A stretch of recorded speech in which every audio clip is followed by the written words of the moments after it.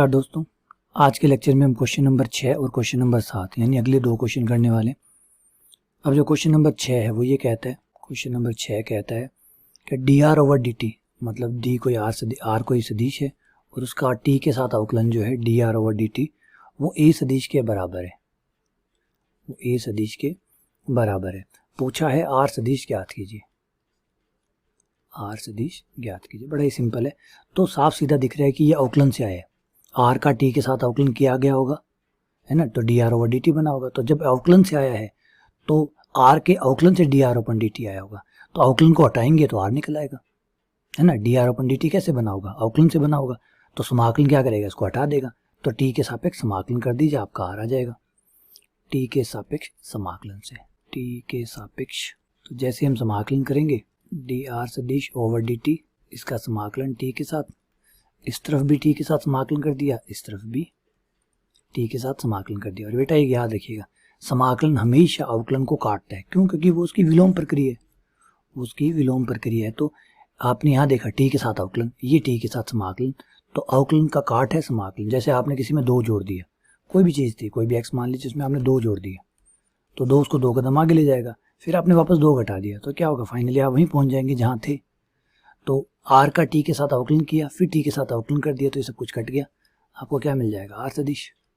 ए सदिश नियतांक है इसलिए बाहर आ जाएगा। डी टी का समाकलन टी प्लस समाकलन नियतांक सी सदिश।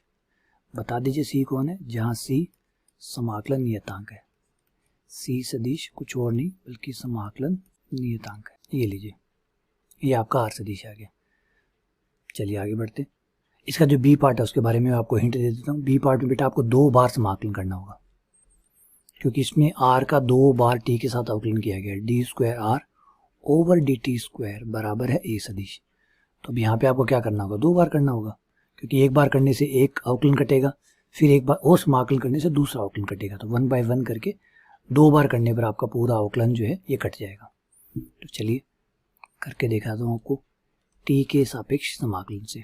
टी के सापेक्ष, तो जैसे ही मैं टी के सापेक्ष समाकलन लूंगा, इसका टी के साथ समाकलन, ए सदिश आपका बाहर है, उसका भी टी के साथ समाकलन, तो ये आपका एक अवकलन कट जाएगा और एक बच जाएगा, तो D R over D T हो जाएगा। एक अवकलन कट गया समाकलन से, तो दो अवकलन थे, एक कट गया एक बच गया। ए सदिश बाहर, डी टी का टी प्लस समाकलन नियतांक C1। एक बार पुनः कर देते हैं, पुनः टी के सापेक्ष समाकलन, पुनः टी के सापेक्ष समाकलन दोबारा करेंगे, तो ये डी आर सदिश ओवर डी टी तो है ही, इसका टी के साथ हो जाएगा।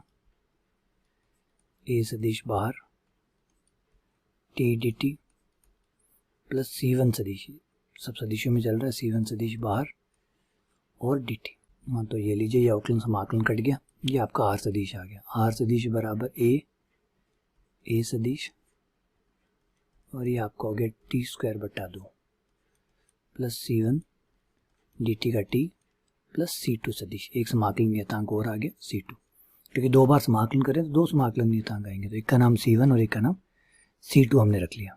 ठीक है, चलिए आगे बढ़ते हैं। क्वेश्चन नंबर 7 पे आते हैं। क्वेश्चन नंबर 7 भी ऐसा ही है, थोड़ा सा अलग है। क्वेश्चन नंबर 7 जो है थोड़ा सा अलग है, बाकी वैसा का वैसा ही है। आर का टी के साथ दो बार अवकलन बराबर ए सदिश टी प्लस बी सदिश। तो चलिए टी के सापेक्ष समाकलन करते हैं। टी के सापेक्ष समाकलन, D square R over D T square, ये, और इसका किसके साथ कर रहे हैं? टी के साथ, ये डी टी बराबर ए नियतांक है, ए सदिश बाहर, टी डी टी, बी सदिश भी नियतांक है, बी बाहर और डी टी। एक बार समाकलन करते ही तो हमारा जो D square R over D T square है उसका एक बार अवकलन जो है वो हट जाएगा, तो सिर्फ एक बार जो अवकलन है वो बच जाएगा, ए सदिश, और ये हमारा हो जाएगा टी स्क्वायर बटे 2, ठीक है, प्लस बी सदिश, डी टी का हो जाएगा टी प्लस समाकलन नियतांक हो जाएगा C1, समाकलन नियतांक C1। एक बार पुनः कर लेते हैं, लेकिन यहाँ पे रुक जाइए, एक मिनट, यहाँ पे थोड़ा सा सांस लीजिए, क्योंकि यहाँ पे C1 C2 का मान निकालने के लिए क्वेश्चन में दिया गया है, तो एक बार C1 C2 का मान भी निकाल लेते हैं। जब दिया गया है तो क्यों नहीं काम में ले रहे हैं? चलिए काम में लेते हैं। क्या काम में लेना है? दिया गया है कि जब जब t का मान 0 है, t जिस समय 0 है उस समय dr/dt जो है वो dr/dt u के बराबर है। इसका इस्तेमाल करके आप C1 का मान निकाल सकते हैं। अब दिया हुआ है ना, मैंने खुद नहीं रखा है, दिया हुआ है, तो ये दिया इसलिए होता है कि जो नियतांक हैं, जो समाकलन नियतांक हैं, उनके मान आप निकाल सकें। देखिए निकल जाएगा, dr/dt की जगह क्या आ जाएगा, u, ये u सदिश आ गया, t की जगह 0 रखते ये 0 सदिश हो गया, प्लस यहाँ t की जगह 0 रखते ये भी 0 सदिश हो गया, प्लस C1 सदिश। तो C1 सदिश बराबर कितना आया, बराबर U1 सदिश। C1 सदिश बराबर आया U सदिश। ये लीजिए C1 बराबर है U सदिश। तो हो गया काम आपका।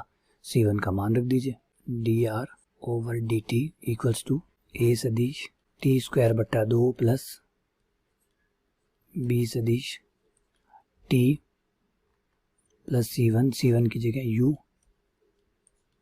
चलिए एक बार पुनः समाकलन करते हैं, t के सापेक्ष दोबारा समाकलन करने पर, t के सापेक्ष पुनः समाकलन करने पर एक बार दोबारा समाकलन कर रहे हैं, dr/dt का t के सापेक्ष समाकलन, a/2 आपका बाहर t² dt, b सदिश बाहर t dt, u सदिश बाहर dt, क्योंकि सब अचर सदिश है इसलिए, है ना।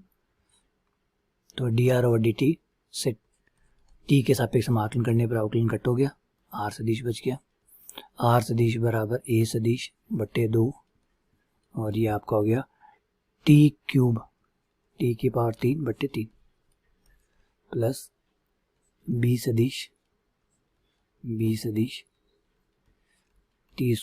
2 प्लस u सदिश t प्लस समाकलन नियतांक C2 सदिश, सब कुछ सदिशों में चल रहा है इसलिए। C2 का मान निकालने के लिए भी हमें दिया गया, क्या दिया है कि जब t बराबर 0 है तो r बराबर भी 0 है। t बराबर जब समय 0 है तो 0 समय पे जो r सदिश है वो भी 0 सदिश है, तो r सदिश की जगह 0 सदिश रख दीजिए, t की जगह 0 रख दीजिए। देखिए क्या होता है, r की जगह 0 सदिश, t की जगह 0 रखते ये 0 आ गया, 0 सदिश प्लस 0 सदिश प्लस 0 सदिश प्लस C2 सदिश। तो साफ दिख रहा है C2 कितना हुआ, C2 बराबर 0 सदिश। ये लीजिए आपका C2 का मान आ गया। तो इस क्वेश्चन में हमें हल भी करना था और C1 C2 के मान भी निकालने थे, जो हमने निकाल लिए। तो आंसर क्या हुआ, आंसर ये हुआ कि r सदिश बराबर होगा a सदिश t की पावर 3 बट्टा 6 प्लस t² 2 b सदिश प्लस tu सदिश। ये फाइनल आपका आंसर हो गया। तो चलिए उम्मीद करता हूँ कि ये समझ में आ गया होगा, कोई इश्यू नहीं होगा इसमें आपको। अगर इससे जुड़ा हुआ कोई भी दिक्कत आपको दे, कोई परेशानी हो, ना समझ में आई हो कोई चीज़, तो मुझे ज़रूर बताइएगा, ठीक है। चलिए बहुत बहुत धन्यवाद, शुक्रिया।